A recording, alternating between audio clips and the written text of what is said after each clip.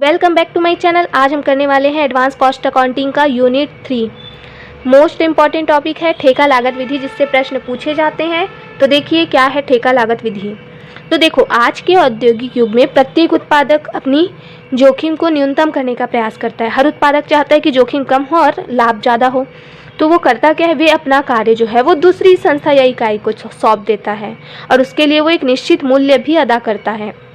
ठीक है, तो वे अपना कार्य दूसरी संस्था या इकाई को एक निश्चित मूल्य पर सौंपकर निश्चित हो जाता है और इसके बाद उस कार्य की जो संपूर्ण जोखिम होगी वो उसी संस्था पर होगी जिसे वो कार्य सौंपे गए हैं। ठीक है, और इस प्रकार से कार्य सौंपा जाना ठेका कहलाता है, कॉन्ट्रैक्ट कहलाता है। जिस व्यक्ति को कार्य सौंपा जाता है उसे ठेकेदार कहते हैं। ठेकेदार अपना हिसाब किताब रखने के लिए एक निश्चित विधि अपनाता है जिसे ठेका लागत विधि कहते हैं। तो अब आपको पता चल गया होगा कि एक उत्पादक क्या करता है, अपने जोखिम को कम करने के लिए अपने उत्पादन की जो कार्य था, है ना, जिस वस्तु का उसको उत्पादन करना था, वो उस कार्य को दूसरी संस्था या संस्था को सौंप देता है और उसके लिए एक निश्चित मूल्य अदा करता है। उसके पश्चात क्या होता है, अगर उस उत्पादन में जो भी समस्याएं आती हैं, जो भी जोखिम उत्पन्न होगा, वो उस दूसरी संस्था के द्वारा वहन किया जाएगा। ठीक है, तो कार्य को सौंपना क्या कहलाया, ठेका कहलाया। और जिस व्यक्ति को कार्य सौंपा जाता है उसे ठेकादार कहते हैं। तो देखो, जिस व्यक्ति को हम कार्य सौंपते हैं उसे ठेकादार कहते हैं और ठेकादार अपना हिसाब किताब रखने के लिए एक निश्चित विधि अपनाता है और वो विधि कहला जाती है कौन सी विधि, ठेका लागत विधि, कॉन्ट्रैक्ट कॉस्टिंग। तो यही है आपका कॉन्ट्रैक्ट कॉस्टिंग। आई होप आपको समझ में आया होगा। यहाँ देखिए उसकी परिभाषा भी दी गई है।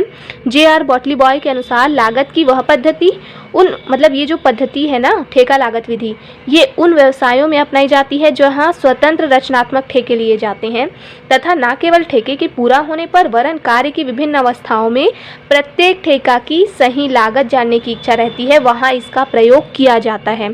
अगर देखें तो ठेका लागत विधि का प्रयोग प्रायः सड़क निर्माण, पुल निर्माण, बांध निर्माण, बंदरगाह के निर्माण, मकान के निर्माण आदि कार्यों के लिए किया जाता है।